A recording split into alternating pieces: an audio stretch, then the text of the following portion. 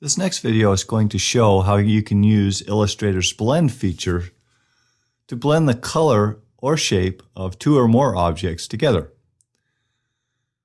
Once you have created some distinct shapes or text or paths, you can blend them together over a given number of steps or through different colors by using the blend tool located here.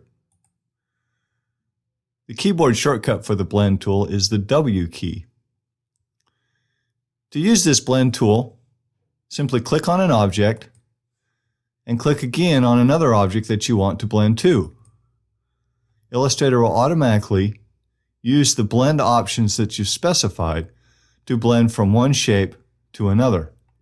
You can continue to click on more shapes to have the blend continue. There are a number of different options that you can use when using the blend tool. Let me just undo the last blend we did and double click on the blend tool to see the different blend options.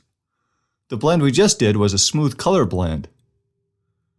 Other options include a number of specified steps, which for this example is set to 8. With the blend set to 8 specified steps, if I repeat the blend, you'll notice how the blend takes place over 8 distinct steps for each of the items that I selected. If I undo that, reopen the Blend Options tool, and reset the number of steps to 4, then if I repeat the blend, you'll see a much different effect. Notice how the shape and the color are both being blended using the blend tool.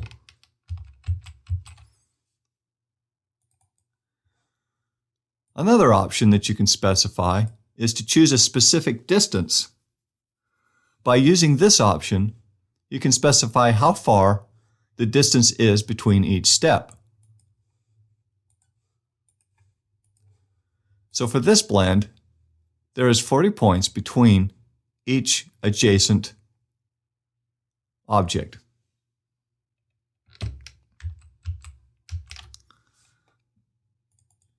The other option that you can specify is the orientation, whether every shape will be aligned to the page or whether it will be aligned to the path.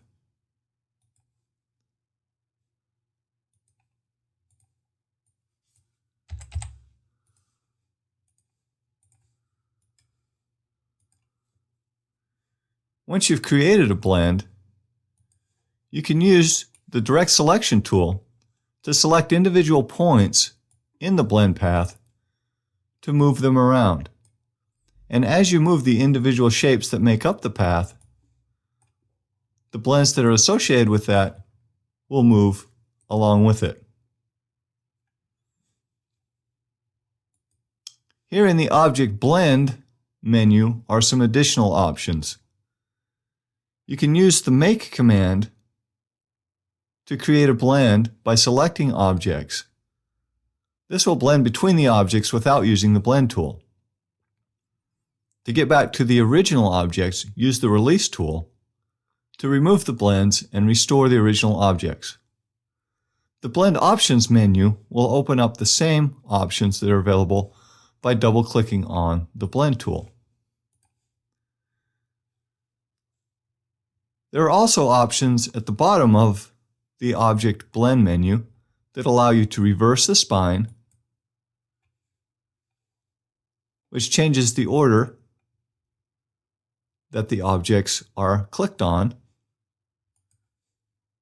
And there is also an option to reverse front to back. When blends are made, initially, the objects are placed behind one another as you move through the path. This can be changed in this manner. And that is how you can use the blend tool to create interesting effects.